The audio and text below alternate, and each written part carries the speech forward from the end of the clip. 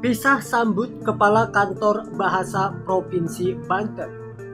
Selamat berjumpa kembali dengan channel YouTube Berita Viral Indonesia. Berita Viral Indonesia kali ini memberikan informasi penting terkait pisah sambut Kepala Kantor Bahasa Provinsi Banten.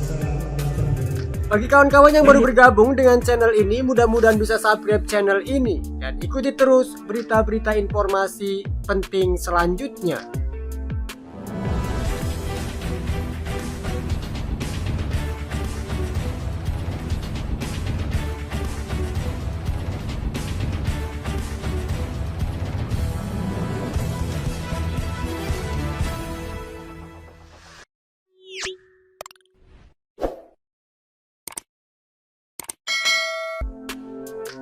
Kegiatan pisah sambut Kepala Kantor Bahasa Provinsi Banten kali ini diadakan di teras meeting room dan resto Kota Serang.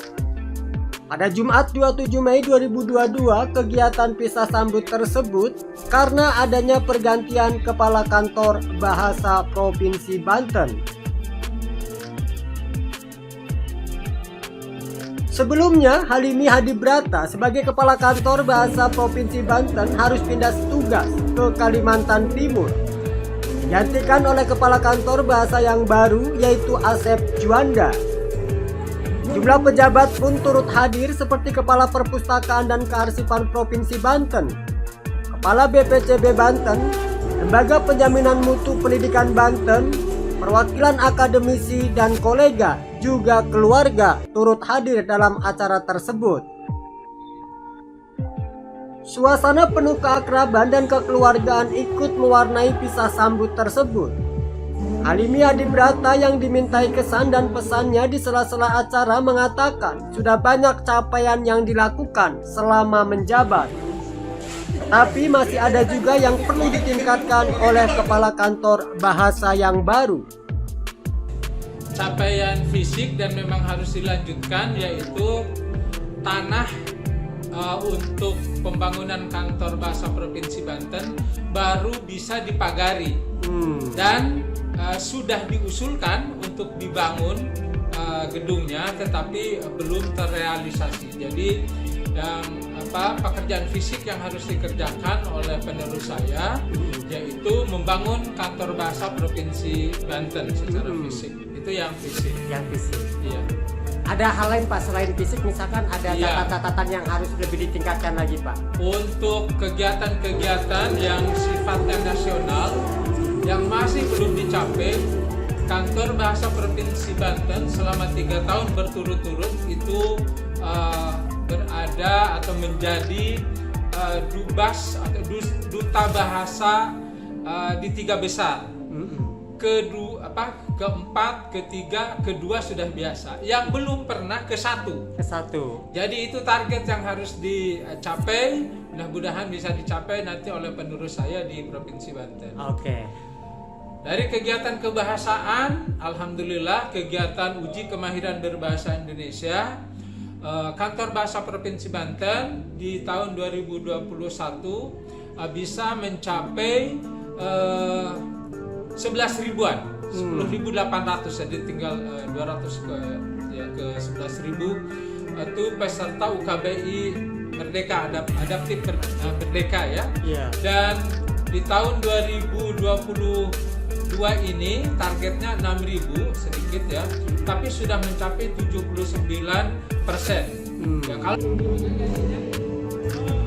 Selanjutnya Asep Juanda sebagai Kepala Kantor Bahasa Provinsi Banten menyampaikan ketika ia ditempatkan di Banten bahwa literasi di Banten sudah cukup bagus.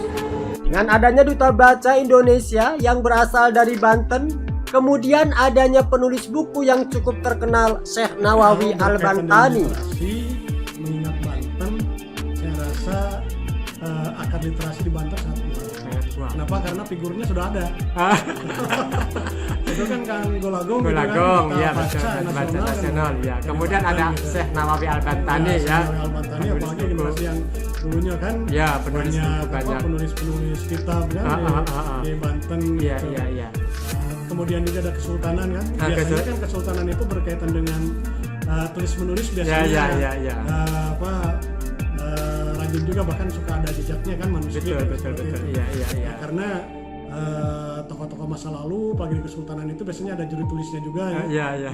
Artinya bahwa ketika Bapak dikirim ke Banten, literasi di Banten sudah cukup bagus Sudah ya. cukup bagus. Iya. Kalau lihat poin-poin yang tadi. Sementara staf kantor bahasa Provinsi Banten, Aris mengucapkan terima kasih kepada Halimi Hadibrata atas bimbingan dan motivasinya. Mengucapkan terima kasih banyak kepada Bapak Halimi yang sudah membimbing kami sehingga kantor bahasa bisa lebih maju dan dapat melaksanakan kegiatan-kegiatan baik tingkat lokal, provinsi, bahkan sampai level nasional. Oke. Terima kasih banyak. Terima kasih ya. Satu lagi. Dengan kepala kantor bahasa nanti yang baru Pak Asep Juanda, kira-kira harapan mewakili teman-teman lah seperti apa kira-kira untuk Pak Asep Juanda dalam kolaborasi bekerja dengan kawan-kawan di kantor bahasa Banten.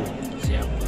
Harapan kami tentunya untuk Bapak Asep, kami mengharapkan bimbingan, arahan sehingga tetap memotivasi kami untuk lebih memajukan kantor bahasa provinsi. Hal yang sama diungkapkan oleh Bu Ridia sebagai pegawai kantor bahasa Provinsi Banten.